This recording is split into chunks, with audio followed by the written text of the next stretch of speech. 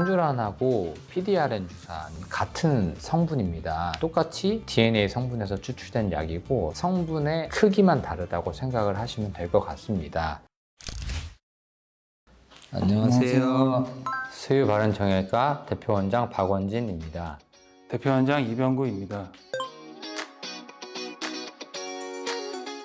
오늘은 저희가 무릎 주사에 대해서 얘기를 나눠보려고 합니다. 우선 무릎 주사를 언제 맞아야 하는지 간단하게 설명 부탁드리겠습니다. 저희가 관절염을 나누는 영상학적 기준이 있습니다. 공간의 협소라든지 아니면 그 주변 관절의 골격이라든지 그런 여러 영상학적 정보를 취합해서 저희가 관절염의 정도를 나눕니다. 1부터 4단계까지 있고 1단계는 어느 정도 관절염이 의심되는 상황이고요. 영상학적으로 전문가가 아니면 정상으로 보일 만큼 큰 차이를 못 느끼는 정도고요. 4단계의 경우에는 거의 무릎 내 한쪽 부분에 관절의 높이가 거의 사라지고 그 주변으로 아예 마모가 돼서 골격이라든지 연골의 손상이라든지 이런 것들이 굉장히 뚜렷하게 보이는 경우 저희가 4단계로 분류를 하고 있습니다. 1에서 3단계 정도 관절염 환자에 있어서 무릎 주사를 권하고 있습니다. 4단계의 관절염의 경우에는 수술적 치료를 보통 권유하고 있습니다. 그러면 1, 2, 3단계 주사를 주로 하신다고 하셨는데 4단계는 효과가 없기 때문에 주사를 안 하시는 건지. 4단계의 경우에는 주사를 놔도 크게 효과가 없기 때문에 수술적 치료를 권하고 있습니다. 주사의 종류는 어떠한 것들이 있을까요, 원장님? 주사의 종류는 굉장히 여러 가지가 있습니다.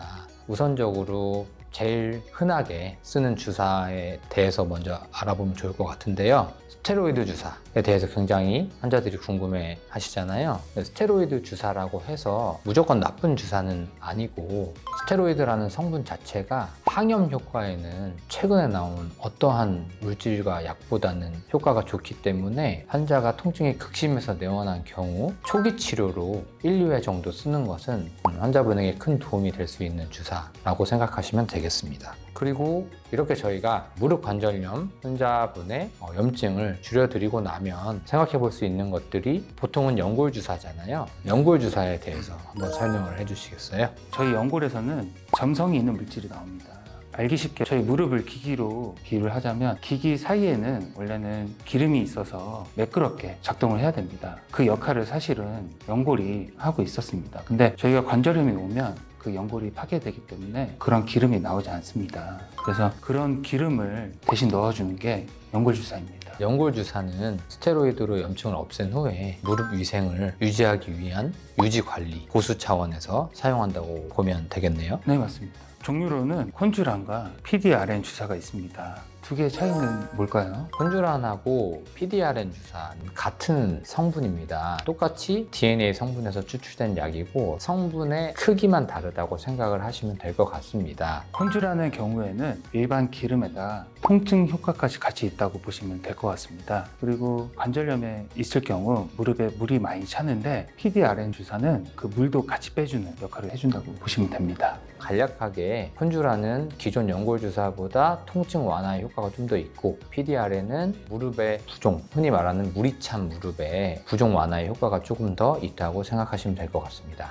주사는 보통 어느 정도 주기를 갖고 몇 회 정도 맞아야 적당할까요? 최근에 연구 결과에 의하면 보통 연골 주사는 일주 간격으로 3회 혹은 5회를 맞게 돼 있고요. 환자분의 상황과 스케줄에 맞춰서 담당이와 상의하셔서 주기는 결정을 하시면 될 것 같고요. 그럼 연골 주사는 부작용이 없나요? 연골 주사 성분 자체가 관절 안에 정확히 들어가야만 연골을 코팅함으로써 기능을 발휘하게 되는데 보통 무릎 관절염 환자분들은 관절 간격 사이가 굉장히 좁아져 있기 때문에 정확하게 관절강 내에 들어가지 못하는 경우가 종종 있습니다. 이런 것들을 방지하기 위해서 정확히 관절강 내에 위치하도록 초음파를 사용을 하고 있고요. 만약에 그렇게 되지 못했을 경우에는 일시적으로 해당 부위에 부종, 통증 등이 생길 수가 있습니다.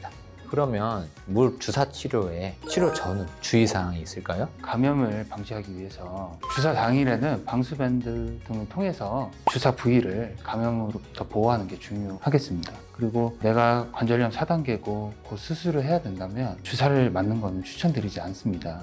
주사를 맞음으로써 그 수술 전후로 감염 위험이 늘어나기 때문에 곧 수술을 받을 계획이라면 주사는 맞지 않는 게 좋다고 생각됩니다.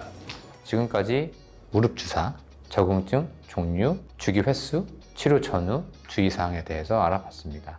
다음 시간에 더 유익한 영상을 가지고 찾아뵙겠습니다. 감사합니다. 감사합니다.